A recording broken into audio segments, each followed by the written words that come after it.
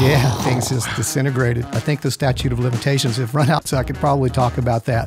One of your objectives in life needs to be to build a financial fortress around your family that no one can tear down. Probably the biggest mistake I made was to try to wing it. Wah, wah, wah. I was devastated. I mean, totally devastated. And back to the start. This concept of the second bite of the apple, it's a life changer, and it's completely changed my life. This is as close to an ATM cash on demand business as you can imagine. And he said, well, it's at least 10 times. Well, maybe I am interested in selling. Yeah. And I panicked. So I call them up and they said, no, it's going to be like 6 different transfers today.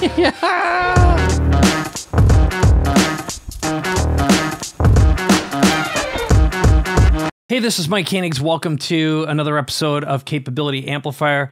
This is for you if you are a founder, a business owner, an entrepreneur who's always dreamed of selling your business and walking away with a big check.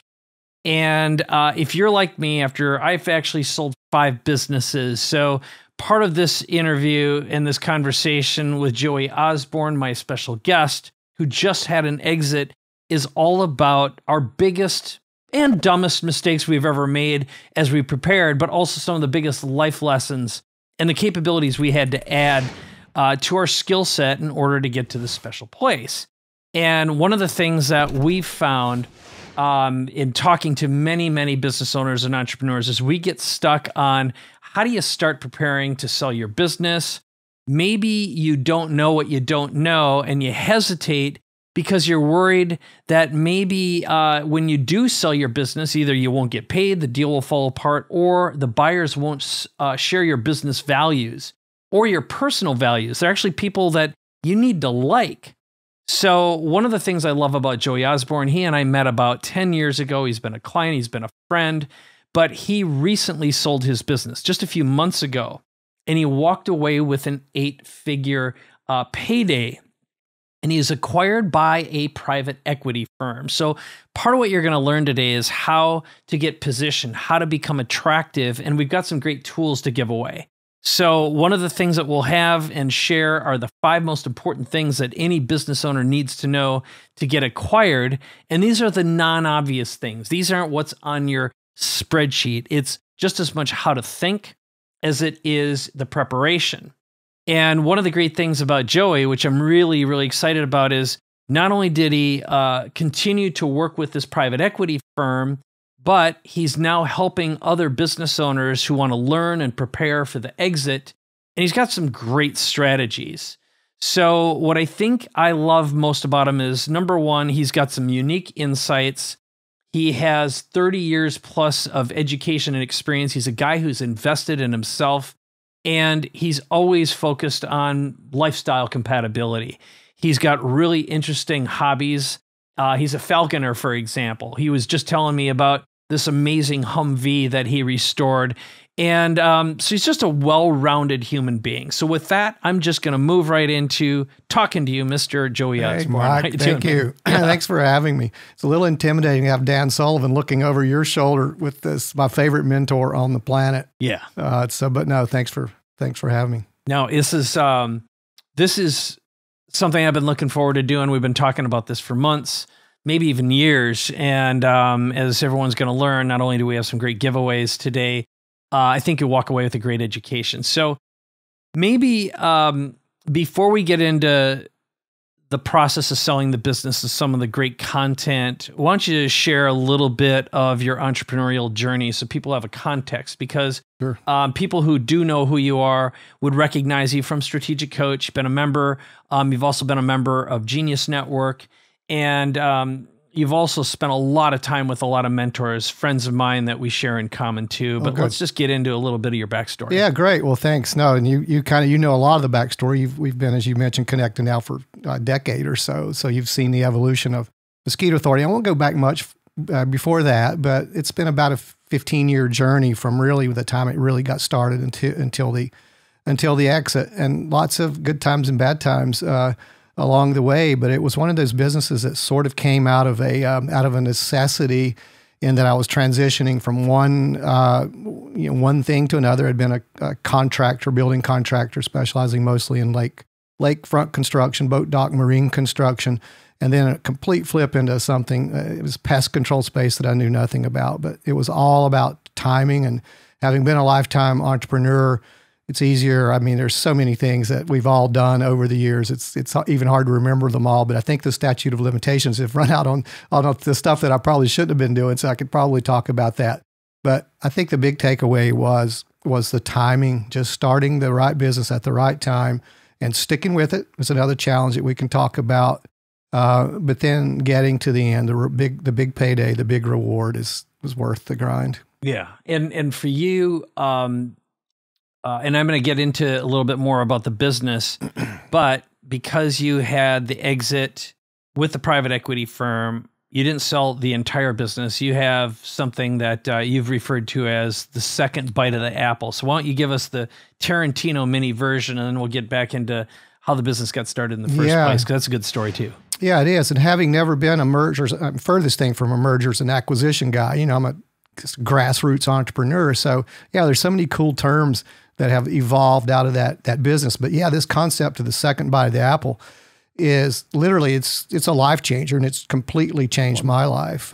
It's the way that works is the right investor, the right PE company in my case, was willing to give me a really nice payday out of the gate, but let me retain some interest, some ownership in the company, so that when the second capitalization piece comes, or the recap as they refer to it, is I get to share in that increase as well. So it's definitely, it was an unexpected little gem in the sales process. So yeah, second bite of the apple is big. Can be bigger than the first bite, and it will be in my case. Yeah, I think that's a great story. And again, just to be really specific about what that means.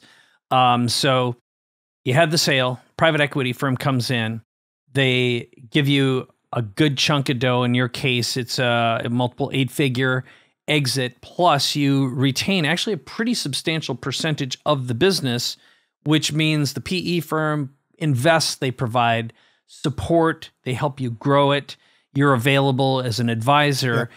And then they, of course, are either going to have some kind of an exit, either a larger private equity firm or some other buyer comes in, might be a strategic buyer.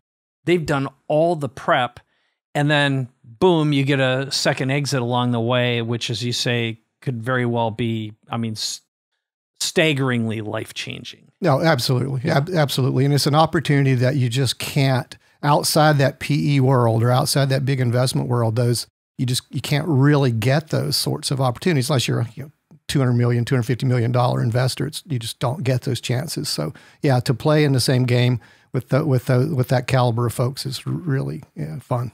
Yeah, it's awesome. So yep. I think before we get into, again, the step-by-step stuff, a little bit of framing and context. So the company that you built and sold is Mosquito Authority.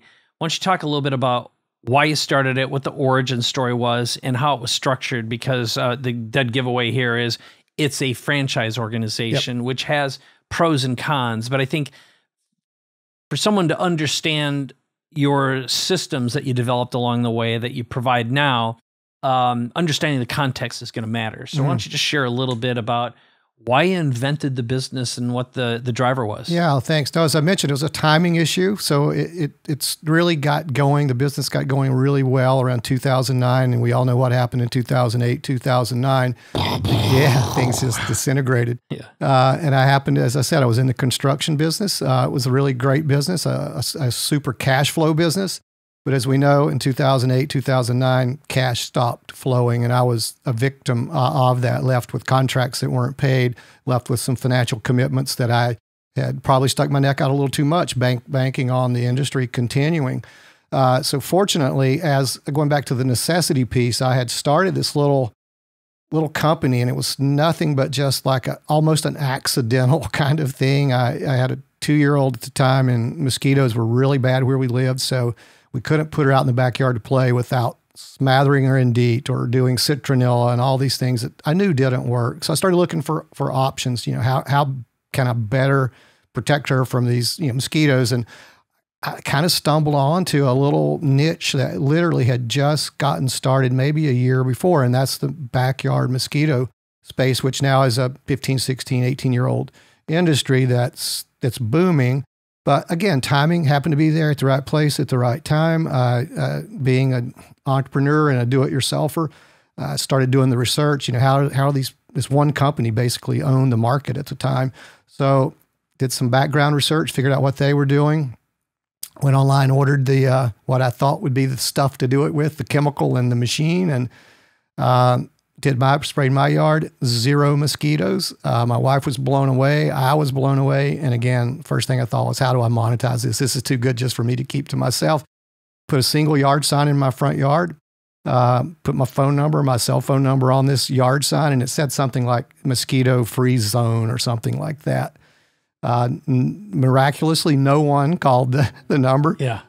So I thought, well, this is not such a great idea after all. Maybe a week or two later, one of my neighbors happened to be walking by. I was out working in the yard, and she stopped, and we chatted for a minute about the weather. And she said, I've been meaning to ask you, what does this mosquito-free zone mean? I said, oh, it's the coolest thing. You can get your backyard sprayed, and you'll have no mosquitoes. It just works wonderfully. And she said, well, should I call the company? Is it a legitimate company? And I said, well, it's actually me. So I hadn't even told my neighbor about this. So she said, well, how much does it cost? And I kind of knew what I wanted to charge, but not being a sales guy, I said, I don't know, let's try it and see if it works. And then we can talk about that later, which turned out to be the model that we used all the way through. Yep. But anyway, getting toward the end of the story, I spray, her name's Scotty Sue. I go up and do Scotty Sue's yard, spraying her yard. I get done. She comes out and she said, would you go across town and do my son Grant's yard? Sure, go over, drive 5 minutes to spray Grant's yard. While I'm spraying Grant's yard, he's talking to the next door neighbor, and they motioned me over. So that was on a Saturday. I did like those 4 or 5 jobs. I think it turned out to be 5.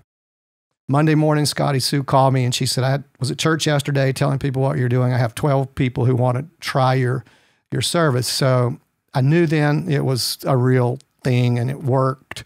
So I did it for 4 or 5 years, just as sort of a standalone kind of business. Built a foundation for it, and then realized it was growing super fast. I was growing a couple 100% per year, 100% per year, a couple of years. I knew it needed to be expanded, so that's when I stumbled onto the franchise model, launched that, and now we're up to 2009. And I launched that in 2009, and the first year we sold 100 franchise territories, and pulled myself out of a hole that I was in at the time, and we were off to the races, and we were now 450 or so locations in 38 states, and it's a $50 or $60 million revenue business. Started with 1 yard sign. And the coolest thing is Scotty Sue's still a customer today. We give her a little bit of a discount, but we actually still charge her a little for the service. Yeah. And for people out of all the franchise owners, the average revenue they're generating is between what and what? Yeah. So as with any model, you have the bottom 20%, the top 20%. The average across the board is probably approaching $2 to $2.5 million gross revenue.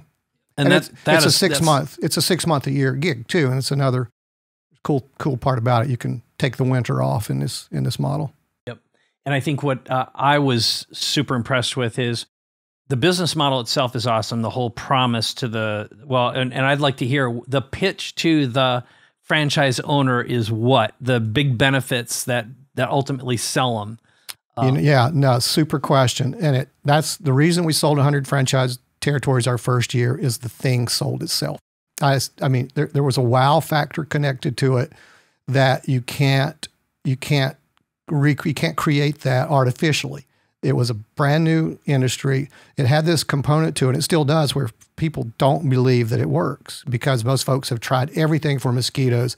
And there's this assumption, there was more so then than now, that you can't, and we offered a no mosquito guarantee. That's the next part of it that really ended up being the cinch. But to answer your specific question, people got it. And we would have, back in the day, I couldn't afford to run ads, typical franchise sales ads. So I happened on to Craigslist, and someone introduced me to Craigslist, and I found that I could go on Craigslist and post a free ad, like in the business section where people are selling used office furniture. And I would get 8 or 10 leads, in a 24-hour period. And it's like franchising is a beautiful model. I know that's where you'd like to talk more about that. But it's like selling real estate you don't own. I was literally able to take a map and like draw a circle around it based on, some geography and some population and demographics. But people will line up to pay you to buy a piece of real estate with the option to go operate your business. Right. And So the net is you'd say, hey, this is an opportunity to have a business of your own, work half the year, Yep. make at the time, what did you say the potential was? Yeah. Super question. My objective when I launched the thing was just to make enough money to make my mortgage payment every month. And I think at the time it was $800 or $900. And I got to that point in 2 or 3 months. So I just used that as a selling point all the way through because I was always, and this was a mistake maybe at the start, is selling this thing as nothing much more than like paper route money because I didn't see it any more than that. I thought maybe a couple $100,000 a year gross revenue would max this thing out. And we now have some franchisee doing 6 million, 8 million a year. But yeah, so that's been the evolution. Okay. So, but it evolved into, and I'm going to just tell you what I'm looking for. Cause I think, when I look at the model, it's, you can own your own business, work part-time and run the whole thing from get to that part because you ended up selling the software as a huge component of this whole thing. No, absolutely. Yeah. We've had that from so long, I forget that, but no, it was a huge selling point was this business it's a service related industry. So you're dealing with customers on a direct, one-on-one basis. So literally, all you need is a cell phone and this software that we built. We built a proprietary software, but it's a CRM, a scheduling and routing. It really runs the entire business under one hood. It has the capability to communicate with clients. It does billing and that. But yeah, it just literally enables the franchise owner to run the whole thing with a cell phone and the laptop. Yep. And the other thing that's great for you, which ultimately made you attractive, was the fact that you're collecting all the money. Yeah. You're charging the franchise owner 10% basically, plus you had some additional services that you made available because you'd even lead gen for them. Yep. So all they really needed was a bunch of people who'd go out and spray and they'd get auto billed. The customer would get auto billed and you've got repeat customers. I mean, this is as close to an ATM cash on demand business as you can imagine. Yep. And if there's any mistake that we make as business owners often is we don't see how big our creation really is until someone tells us that. But talk a little bit about the evolution that led to the sale and what they actually bought from you.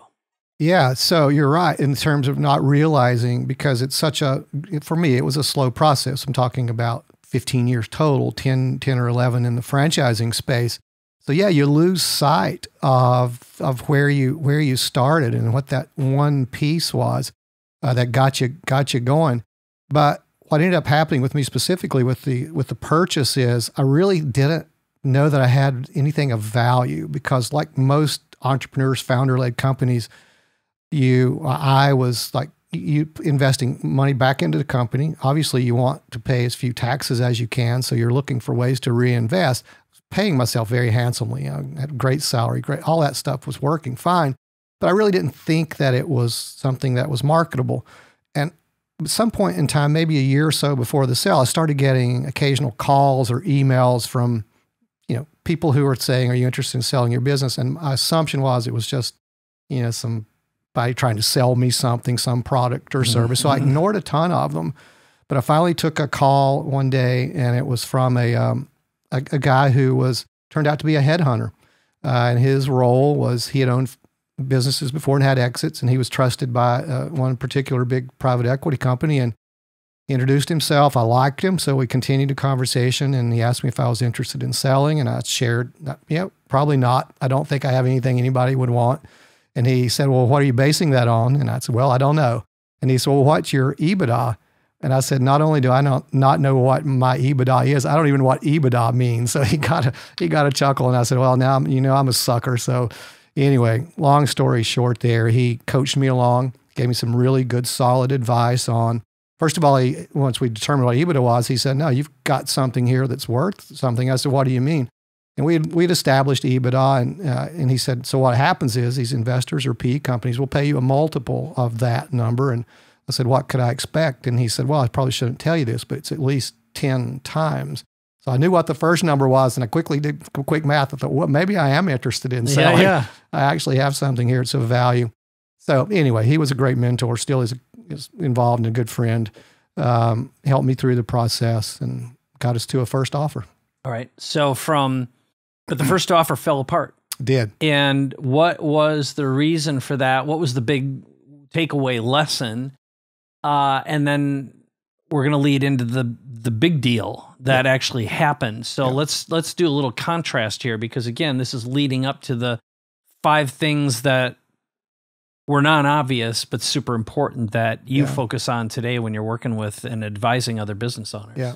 Well, I became quickly aware of how much I did not know about the space, about this mergers and acquisition thing. Scott had encouraged me. I realized I had something of value. He made the connection. But from that point, probably the biggest mistake I made was to try to wing it and do it on my own, trust the PE company. So I ended up with an offer. It was a big PE company, fast moving. They had tons of money. They were going to be buying 40 companies inside 12 months. So one of the first questions they asked, because Scott had shared with them my EBITDA, and so they knew kind of where we were, and they had done their research. It turned out a lot of those calls I'd been getting prior to this contact call that I took were people doing background stuff. So this company had already interviewed franchisees. They had really kind of dug deep. So they knew what they were doing. So they said, can you close in 30 days? Again, I had no idea. I said, sure, I can close in 30 days. I didn't understand this process of due diligence. And I know you've been through it, and you can probably elaborate on that. But so I said, yeah, we can close in 30 days. And so I got an LOI, got the letter of intent to buy. It was a good number. It's exactly where I thought I wanted to be at the time. So long story short, we go through 30 to 45 days of intense due diligence. I had to bring in some expertise to try to satisfy their needs, because they're looking at accounting, they're looking at infrastructure, they're looking at all these components of the business that were functional, but not exactly as functional as they should have been. So end of the story with this one is it was a really nice exit. It was going to be a 7-figure exit, which is plenty. I was happy. I wasn't thrilled, but I was happy because I knew that the impact that was going to have on me and my family. So 45 days, I get a call, 20-second call. It said, thank you for your this opportunity to negotiate with you, but we, the PE company, have decided to move on. We feel like you're 3 to 4 team members short of being where we want to be. Thank you. Have a good day. Literally, might have been a minute. Yep. I was devastated. I mean, totally devastated. I knew where I was going to invest the money. I knew I was going to buy this. I was going to buy that, and back to the start. Yeah. Yeah. And I know that from experience, where for me, my first exit was, we were privately held, got bought by a publicly traded, at the time, Minneapolis' largest advertising agency, had $1 billion a year in billings, and they were owned by the Interpublic Group, IPG, which is a huge conglomerate that owned tons of agencies. And it took us close to a year to close a deal, because we weren't prepared, just like you. We have such a absolutely similar backstory. But I can remember getting prepared, and I had all the millions figured out in my head and what I was going to do. And by the time I got the check, we paid our debts. I had been through a divorce, taxes, attorneys, accountants, which we overpaid for sure. And all the promises, a few bonuses here and there for the people who stuck it out. We declined in revenue because we had all of our attention went on getting this deal closed. And while you're closing a deal, you're not running your business and growing your business, okay? Which gives you an opportunity for the buyer to go in and renegotiate at the very end, which you don't expect all that stuff. So by the time you get your check, in my case, I didn't have years of runway. I had some resting time and some other obligations. So I know how devastating that is. So let's get to, how long did it take to get to the second offer and the close, and why was it worth so much more? What changed? What were those big lessons? Yeah, so the big thing that changed, first of all, I had this new awareness of, wow, this is how the game works. And I realized how deficient my organization, my structure was. And I certainly wasn't ready to close in 30 days. I wasn't ready to close at all. So had I had someone with expertise come in ahead of time, they'd say, no, you need to pull back. You don't need to waste your time and money, because I too spent a ton of money on this due diligence process with this first company. So yeah, I learned my lesson there. And then the first thing I started to do was seek out somebody who could like help me. How do I get this structure that I need? Because by this time, it's an interesting thing that happened. And I think it's like a feeding frenzy that happens in any niche, is that two of my competitors had just recently been purchased, in which all the other PE companies looking at what the others are doing and say, oh, that's a space that we ought to be in.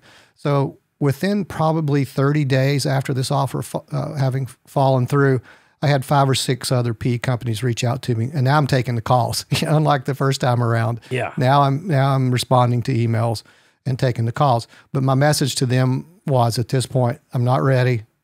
I'll let you know when I am.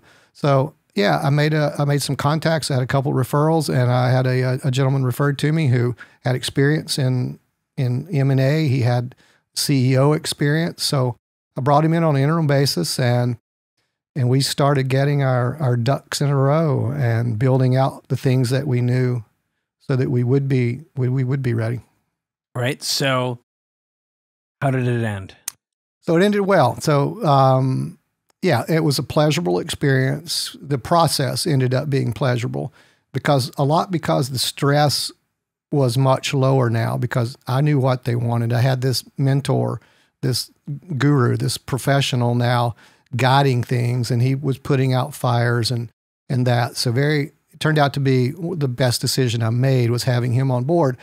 But so yeah, I narrowed it down. I basically had 3 of the 5 that I was speaking to entered into somewhat of a bidding process. It was a very structured kind of thing, not like a war. It was very straightforward. But so yeah, I ended up with.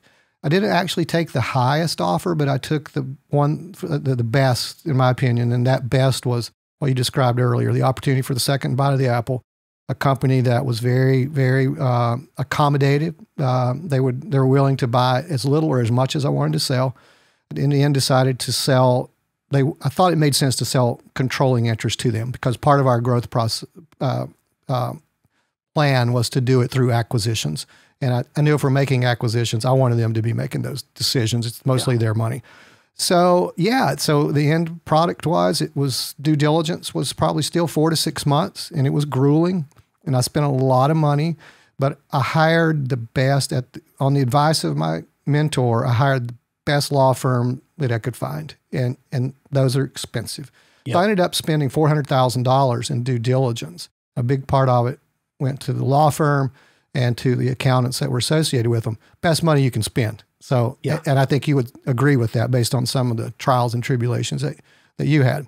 Yep. But what I ended up with was, at closing day, a deal that was ready to go, a deal that we actually were able to increase our EBITDA during the 6 months. And the cool thing about it, the PE company was fine with that. They said, well, the final price gets determined on the closing day, and we'll see what 12-month trailing EBITDA is. And it was a little bit bigger number, so it was a bigger deal than I thought. We did it all electronically. The close was electronically done. But the coolest thing in the whole process, and when it all kind of hit home that, wow, this is really something, was the bank would like text me. I'd get a message when a wire transfer came in, and actually the first one came in. And it was, I knew this was a big 8-figure deal, right? So the first one came in, there was like 7 figures. And I panicked. I thought, oh no, something's gone wrong. And so I called them up, and they said, no, it's going to be like 6 different transfers today. But it was a wonderful thing to see, your bank account hit 7 and 8 figures. But then I'm worried about, can they actually take this back? Can I go to the bank and like get the money out real quick? Or clawbacks. Yeah. Well, I didn't have those, fortunately. So we negotiated a great deal that didn't have that, but I'm just thinking something's got to go wrong. This is too good to be true. Yeah. And from one of my deals, soon as the transaction occurred, the buyer started to screw me. Mm-hmm. And I ended up, they basically tricked me into leaving some money in an account that they immediately swept in after the transaction was done, to the tune of, it ended up almost being $500,000. Mm-hmm. And so I learned that picking the right partner is super important. And I can remember my attorney said, there's a chance, a definite chance that the first transaction is all you'll ever get. And they'll find a way to wiggle out of, even if they agreed to something, because, you know, it's possession is half the law or more than half. Yeah, they say 9/10 of the law. 9/10 of the law, yeah. And there's so many ways that a company can trick you, and working with an experienced buyer. And I was going to ask you how it felt, you know, when you look in your bank account, because I can remember the first time it happened to me, and it was like when you can, multiple 7 figures dropped in your case, 8 figures. How did that feel, and what happened inside your head at that moment? So I had this mentor that I rank up there with Dan Sullivan, a guy named Jim Rohn. You may have even known Jim Rohn in the day, but of course, amazing business mentor. But Jim Rohn said once that one of your objectives in life needs to be to build a financial fortress around your family that no one can tear down. And I thought, whoa, this is it. Because I knew about managing how, you know, this needs to be managed. It needs to be structured so that my kids and their kids and it's a big deal. It's such big enough deal that you think maybe I just shouldn't do anything else because I can only mess up from here. Totally. So, but yeah, no, it's a big deal. And there's a lot of emotion around it. And there's a lot of, you and I've talked about some of the psychological things that are not necessarily all positive, because now you have this void that's just, your bank account's gotten huge, but maybe your self-worth is not what it was. Mm-hmm. Yeah. And our friend Dan Sullivan actually talks about that. And he's coached me on what happens sometimes when people sell, especially founders sell business that it's been their life. It's a big change. Yeah. Well, let's get raw for a second and talk about what you noticed and where your greatest fears showed up and where you got psychologically hit the most. Like, what were some of the key things? And obviously we've talked about it, but after it, what have been some of the things that you've struggled with post-sale that have racked? And I've shared a lot of mine with you, but let's get raw for a sec. Yeah. No, so it's been now a little over a year, so it's fairly fresh. Initially I went into this acquisition mode myself, and I'm still there. I still want to acquire businesses, and I am in the process, and I know you are too. Yep. But I was really aggressive out of the gate to make a big acquisition because I was in a position to do so. I'd learned a lot, and I had this team in place now that could assist me. I had the lawyers and the accountants, and everybody's there. They still are. Yep. Got the army ready to strike. They're ready to go, and now we've got the funding to do it. And I'd learned even more techniques, and I've learned lots of good techniques about how you fund such a thing. So step one was I was looking for a business to buy. I found one that I liked, that checked the criteria that I was looking for. Basically looking to buy cash flow. I wanted to buy $1 million cash flow, and it's doable. It's very doable. Like the company, entered into due diligence with them and spent 6 months in that, and a couple $100,000, and the sellers backed out. And part of the reason they backed out was, and this was what really killed me, is their excuse, I think it was an excuse, but they said, we're not sure you're the guy to own our business. And that was like, my business was 10 times, 20 times what theirs was. And now they're telling me that I'm not. So I've already lost somewhat of my self-worth, now that I'm out of this thing that I babied along. So that was one of the psychological things. I pulled back on that a bit.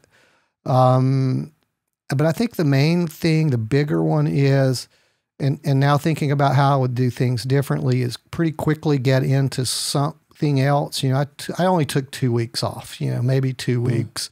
I already had all the toys that I wanted, so it wasn't like I could go out and buy stuff. I'd already done all that. So, so looking for just something to fill that void. And that's a lot of why I'm here with you. I think I have something now that I can do that you and I are talking about. Yeah. No, it's exciting. And I know something that we were talking about today at breakfast, the mistake I made right away is I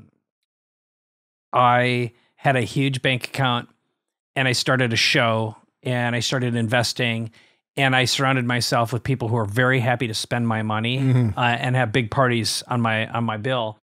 And I was dabbling to the tune, and I literally burned about 800 grand in a few months. And one day, all the money was out of my account. I'm like, what the hell happened? I call up my wife, and she's like, I'm not going to let this happen to you. It cost you cancer, 10 years of your life to build and sell this thing. Yeah. And I just want you to take pause. I'm going to support you no matter what you want to do. And, you know, it was a lot of cash. And I was like, it really woke me up because, you know, you just get into this mode where if you're, you know, grew up poor kids like us and you don't have resources and suddenly it seems like there's an endless bank account, you start playing around and reliving some of these, maybe these childhood fantasies that showed up, and getting the right guidance along the way is really, really important. So with that, I thought, let's dive into the 5 big things, because we've spent a couple days together really thinking about and talking about our biggest lessons, your biggest lessons, and turning this next chapter of your life into a fun business. So I'm going to tell people where to go, first of all, to get some of this stuff. And then let's go through the big 5. Good. Okay. So what we've put together, Joey and me, is there's a site. It's readytosell.me. So it's easy to remember, easy to say. You're going to get a copy of the 5 big things we're about to share now. The 12 core metrics that are most important. It's literally a checklist to see if your business is ready to sell, but also will help you determine what it might be worth. And a brand impact scorecard is something really important that's part of the big 5 here. And then, of course, a transcript for this whole conversation, which has been edited. So with that, let's go through the big 5 and talk about that. So we've got, through your lens, what was the most important lesson that maybe you took for granted going into this, or has been the big learning experience? I think that's the setup for this one. Okay, good. So yeah, so started with what did I take for granted? We call that is the juice worth the squeeze? Is the juice worth the squeeze? And that's the mindset part. Yeah. Yeah. So no, mindset is super critical. And unfortunately you'd mentioned spending time doing work prior to this and in getting coaching, and you've helped me along the way for 10 years now, Dan Sullivan for 6 or 8 years, John Assaraf, all these guys who are just, it's all have this realization, understanding of that if the mindset part is not right, it's really hard to get all the other pieces in place. So yeah, with mindset, I think number one, you have to get your mind right as the seller. Mm-hmm. You have to have as many people around you supportive of that, spouse particularly, on the same page. In my case, I had a very supportive spouse. She was ready for me to be out of the business and ready. Yeah. But I think what's the deal typically with retirement? You get the spouse or the wife gets half or twice the husband and half the income. In our case, it's a little different. So yeah. But so that's an important thing. But I'll tell you another good piece that I've learned a lot about. It's very important, is the mindset of the buyer. And in this case, needs to be aligned, and sometimes that needs to be tuned throughout the process, because everybody's got to stay on the same page and have the same goal. So that's more or less where I was headed with mindset. Okay. And how about talk a little bit about preparing your team and maintaining confidentiality. Mm-hmm. That was a huge part of something that you and I talked about. Yeah. No, it is, because you have to, it's human nature to think what's in this for me. And as excited as the team might be about the fact that, you, the owner, the founder, is getting ready to take a big payday, they're wondering what happens to me. So that's an important piece. But I did this, and I think most conscientious sellers do this. And the PE company that I dealt with was very understanding of that and willing to make sure that the entire team came over. Everybody that wanted to come over came over. But the due diligence process involves sometimes bringing some of those team members in, and you have to. It's hard to get what you need from them productivity-wise without them knowing what's going on. Mm-hmm. So in my case, we had a meeting as soon as I could. Once I knew the deal was likely to happen, I brought in the key team members and shared with them, here's what's happening.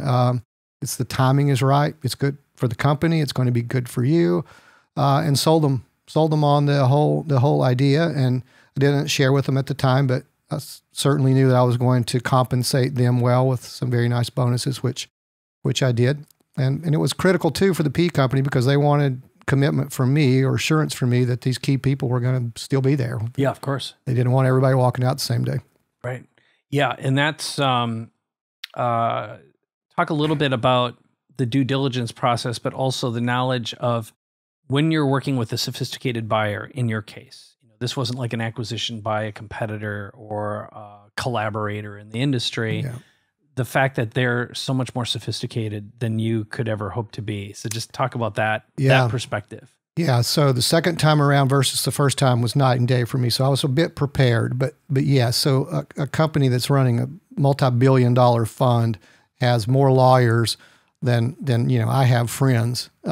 And what happens with that situation is they can crank out 100 questions overnight. And I think these people don't sleep. I mean, we would literally answer a flurry of questions and data requests at 6 p.m. one day and 6 a.m. the next day. They had absorbed all that and they wanted that much more. So there's a huge difference there in scale. And again, the big thing I would recommend to people that are thinking about doing this is don't cut corners on paying the right people to help you with your due diligence. Yeah. It saved. You shared with me your stories and they're pretty traumatic. And, I have to say that probably had you gone a little deeper with recruiting and hiring professionals to really dig deep into these deals, you might not have had those issues. So I'm very thankful for that. Again, spent a lot of money to get it, but yeah, I mean, you gotta. My coach said, "Be prepared. They're going to crawl our drawers." Was the way he described. Oh yeah. And they did, and they leave nothing unturned. And honestly, it got to the very end, and these lawyers and accountants are being paid hourly basis, so they've got all the incentive in the world to keep digging and digging and digging. Right. And we had already gone through tons of things, but one of the last days they came back and they said, "We found this $3,000 check you wrote 6 years ago, and we can't find documentation for it." And I said, "I'm not going to do it. I mean, we have been paying $2,000 an hour for this stuff, and they're asking about a $3,000 check from 6 years ago." I said, "No, that's it. Due diligence is over," and they accepted that, and they were ready to move on to the buyer. Yeah, and I think that is knowing when to call it. But the other one that a great mentor told me that I've shared with you before, but I'd love your commentary because it's time kills deals. And this friend of mine told me that if you do quarterly audits, you can close a deal in a month. Versus if you have 8 months, there's a lot of stuff that can go wrong. And you literally have that situation that you had where the potential buyer just says one day, "You know what? We just decided we're not going to do this." Yep. Something can spook them. And there's so many variables at work. So any other commentary about how time kills deals? Yeah, no, I would absolutely. So the key to avoiding that, time does kill deals. It can happen on both sides, but the big thing you want to avoid as a seller is for a big surprise to pop up for the buyer. Yeah. And there are going to be those, and now we all have them. Every business, founder-led business that's more than 2 or 3 years old, there's some skeletons in the closet or some bodies buried, and the key is to surface those and to bring it up and to have an explanation behind it so that the buyer knows going in. And because once they find something and it's not been disclosed to them, then their tendency is to go deeper. And you don't want deeper. You want them to say, "All right, this," because they want to buy the deal. They're looking for reasons to buy the deal. They're not typically looking for reasons to back out. So have the due diligence all structured and organized ahead of time. And in my case, thankfully, I had this mentor who knew what the process was going to be.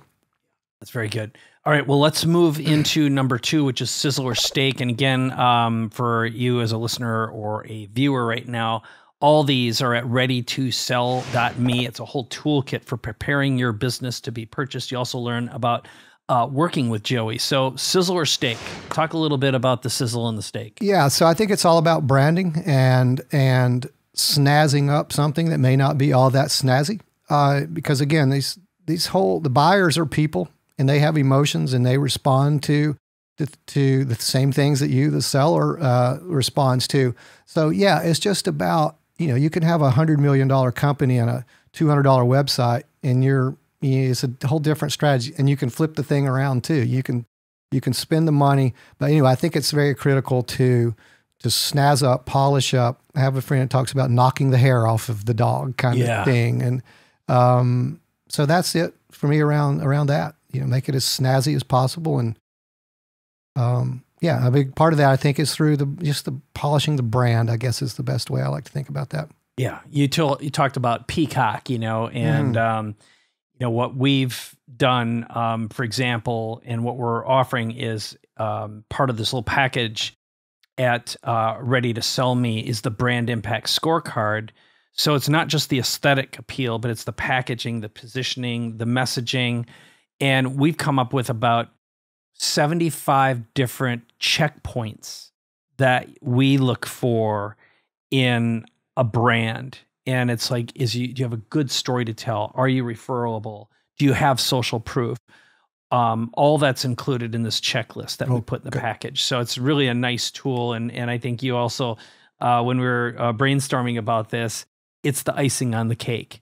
And any buyer is going to look at it and say, how easy is it going to be to sell this product or this service or to attract talent? Because if they're going to scale and grow this thing, that's definitely going to fall apart.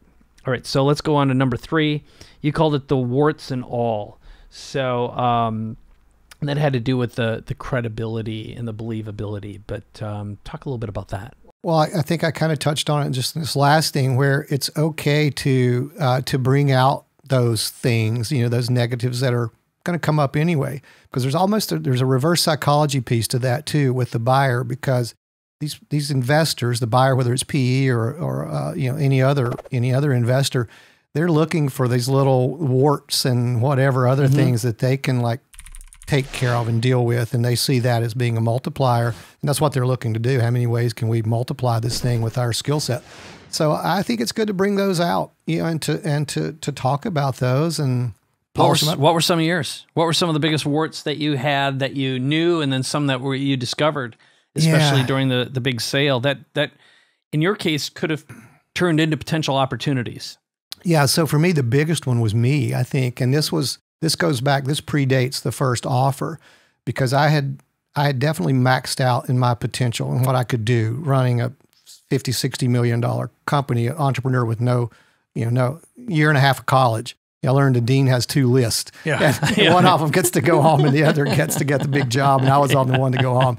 So I have no background really in that. I'd kind of like, seated my pants and bootstrapped every business I'd ever done. So I was way out of my league. So my initial thought was, well, nobody's going to buy me because I can't talk the talk. I don't know the language. I don't know these things.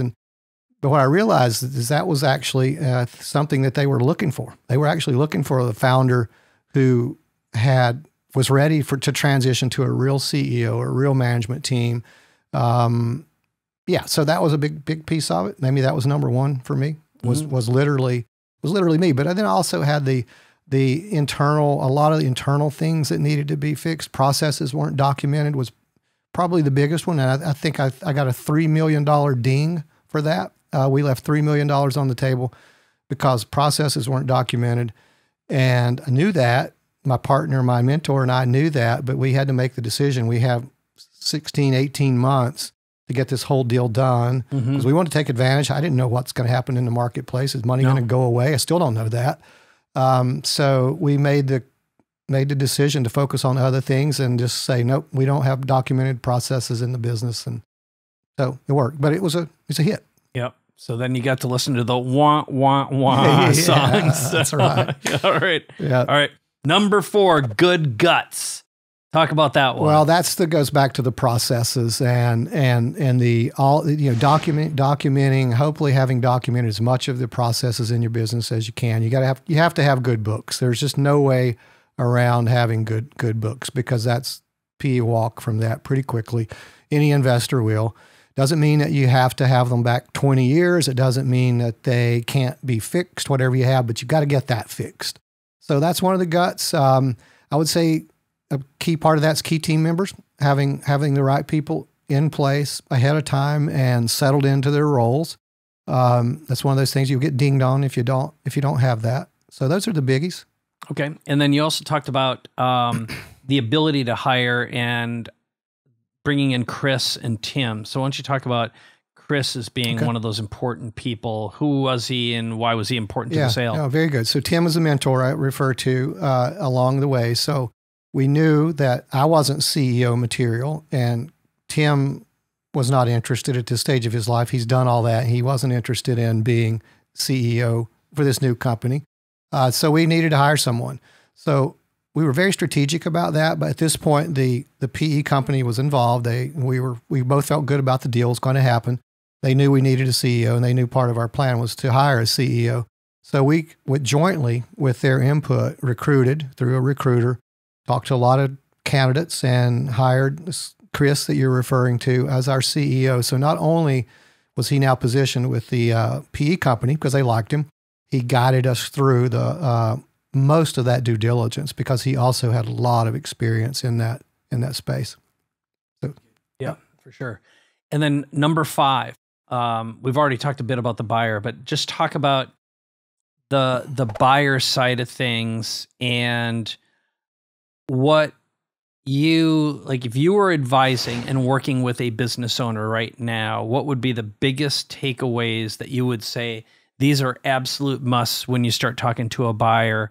And these are, again, are the invisible things that as a seller, you might not know about the second bite of the apple. It's the structure of the deal, what they value, what they don't. But just talk about the personality of the buyer and what would be an absolute must. And if you were going to do another sale now, what you would look for and say, these are on the scorecard of mindsets and values, these are absolute non-negotiables. They have to be friendly. You have to like them, just like any other relationship. And this is a serious relationship. This is right up there with marriage, especially if you stay on, as I'm doing, or especially if there's like, you referred to clawback, where there's an option maybe for the buyer to take back some of the money. You really have to trust them and feel good about them. And the good PE companies, and again, I've spoken to a lot of them and I know a lot of them, have gotten to know a lot of them, is at the core, they're good. They really are. I mean, there's some bad apples out there and you got to look out for that. But a PE company that has mutual, your best interest aligns with theirs, mutual best interest, that you're just comfortable overall with, because you're going to run into the ones. The first one I dealt with, I didn't like them to start with. They were just not, it's a very sophisticated company, a very legitimate company, but their mode of operation was different than mine. They wanted to close in 30 days and they were buying 40 companies. And so I went with, as I mentioned before, I didn't take the highest offer, but I went with the company that was most compatible. So that's number one. Also, deep pockets. You want to make sure that the company has, because a big part, especially if you're staying on, you want to make sure they're the backstop that you need. If cash flow changes, something goes south, you want to make sure that they're capitalized and they're heavily enough invested already that they're going to backstop anything bad that goes wrong. So I think those would be the two biggies. Yep. You got to like them, and they got to be heavy. You got to have money. Well, I think something else that popped up is a great buyer sees the value, and they also see the possibility and potential. And one thing that I learned in listening to you is the having a partner that isn't greedy. Yeah. And the fact that they are going to build this up for a second sale. So talk just a little bit about that, because I thought that was a key distinction, a very subtle but nuanced and important distinction of having a non-greedy partner in here. Do you have any commentary about that? No, absolutely. And that came out early on, that they didn't have that element. And another thing that was encouraging, and I highly recommend everyone look for, is the patience model. A lot of firms have a built-in time frame. They have investors, multiple investors who expect a return on their investment at X date. And at X date, the fund gets liquidated, the companies get sold, and doesn't necessarily mean they have to be profitable. So I was attracted to the particular company that I used because they had none of that. Two billionaire investors, no time frame. So that's where the greed goes away, because now they're playing. If it has to be a long game, it's a long game. But yeah, that's huge, because they're controlling interest, and you have really no say. You have a seat on the board, but at the end of the day, they're looking after their best interest, which they have to do. Yeah, I love that. Okay.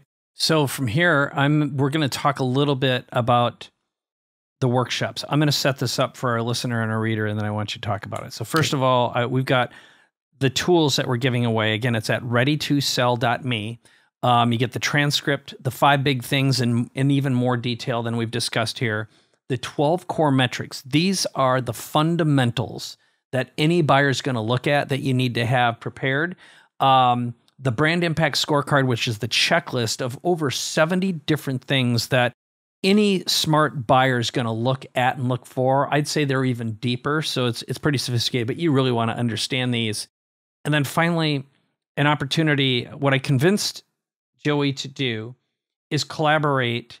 And because he's so fresh out of this and he is such a knowledgeable guy, I said, Joey, if you were going to put together something that you wish you would have had when you sold Mosquito Authority, what would it be? And it's like, I'd like to know everything that it would take to prep and sell my business in the shortest period of time. So think of it as an MBA to be ready to sell.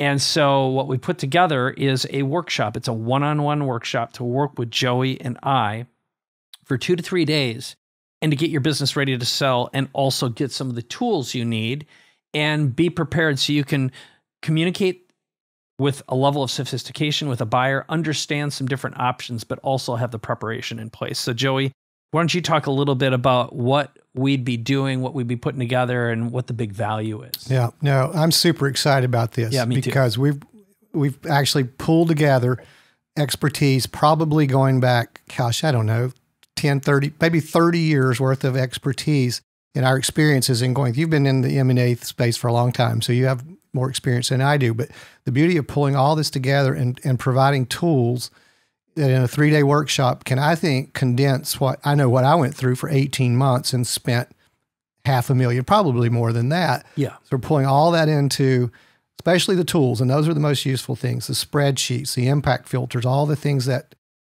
I used and had available on the second time, not the first time, pulling all that into a 2 to 3 day event it's exciting because I know what the outcome of that's going to be. People are going to leave with everything they need to make that decision. What's the next step? Right. So super exciting. And I also think the ROI, which is this can be the difference between getting a 7-figure deal or an 8-figure deal. And because we're diving deep first in getting you educated in what the possibilities are, the next is what your marketing needs to do. So it's how to improve and increase your sales, your brand value. And these are things that won't necessarily cost you a lot of money or take a lot of time, but that give you the multiplier. It gives you more income and less cost, less risk, and less time. And getting back to time kills deals, if you could shorten the sales cycle by even half, in the acquisition and the due diligence, and be prepared and not get caught with your pants down. And I know for me, I had, fortunately, after going through this 5 times myself, I brought in some specialists, and I know for a fact that what was going to be probably about $300,000 legal bill was about $125,000 because I was prepared. Yep. The amount of money, how I got paid, but even a tiny little example where in the instance that something went sideways, my non-compete got canceled. Mm-hmm. And I also kept all my IP. So no matter what happened, I could always restart if things blew up. And I know a very, very famous person who sold his trademark, which was also his name, with a big business. And it ruined him for 2 decades. And so those are the kinds of things that you want to prevent. So the whole idea here is 2 to 3 days with you and me going deep in a fun, enjoyable process. It's going to shorten your cycle, increase the amount of income you get, and get some tools that you're going to need anyway that frankly just aren't available anywhere else. And because it's coming from fresh experience, fresh mind, and a big deal. And also just finding out, part of our goal in giving you the tools up front is we'll tell you right away if we think you're saleable or not. We won't say we're the final word, but you've seen plenty of deals, plus the fact that you've got a Rolodex now of buyers. You got a PE firm that you could put a deal in front of and they're good people. I've met them too. So absolutely. So I'm going to pass this on to you. Anything else that you want to talk about in terms of the experience, the takeaways from the workshop or working together? Well, no, I think I personally have realized what a life-changing, and that's understating, what a life-changing experience it is when you have that exit. And I want it for everyone else. And I don't need to do this. You don't need to be doing this, but knowing the impact we can have and major changes to people's lives makes it all worthwhile. So I'm excited about it. Thank you for having me join you in this venture. Yeah, well, I've told you for years, when the timing was right, I knew there was always something bigger for us. And when this came along, it was like when we spent some time at the mastermind in Mexico, I just said, we had that deep conversation. What are you going to do next? And I said, I got an idea for you, and it's perfect. And it's your opportunity to work with, 4 to 6 businesses, bring them from where they are to close, mentor the founders, and do it in a way that's kind and caring and fun. And part of the thing that we also said together is there's nothing better than working with people you actually care about, you can spend time, play with, and make a huge impact at the same time. And that's what drives us both. At the end of the day, it's the values, the shared common values. So that's what I got. Absolutely. Thank you. Yeah. No, I've been looking forward to this for years. So we finally got to do it. We did. And here's what we're going to do next. Let's look up, say goodbye to everyone up there at the camera. Okay. So head on over to readytosell.me. Get all the goodies. You'll learn more about working with Joey. Also learn more about doing the workshop with the two of us. And this is Capability Amplifier. Thank you so much for listening and watching. Bye-bye.